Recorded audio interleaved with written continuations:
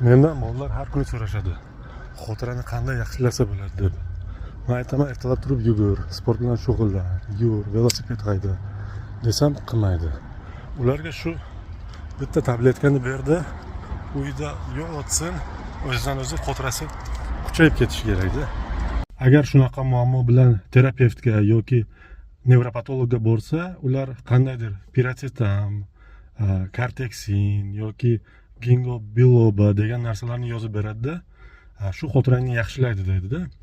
Xotira yaxshilaydimi, yurakni yaxshilaydimi? Har bitta dorini mexanizmi pashti bir xil. O'sha miyada, yurakda qon aylanishini yaxshilaydi, kislorodni yetib borib, kislorodni o'zlashtirishini yaxshilaydi. Va inson sen tashqariga chiqib yursang, yugursang, shu sizdan qon tomirlaring kengayadi. Yaxshi kislorod yetib boradi. Kislorodni yaxshi o'zlashtirarsan. O'sha miyang agar bo'lsa ichkarida, xotirang yaxshi ishlab ketadi. Agar bo'lmasa, lekin foydasi bo'lmaydi.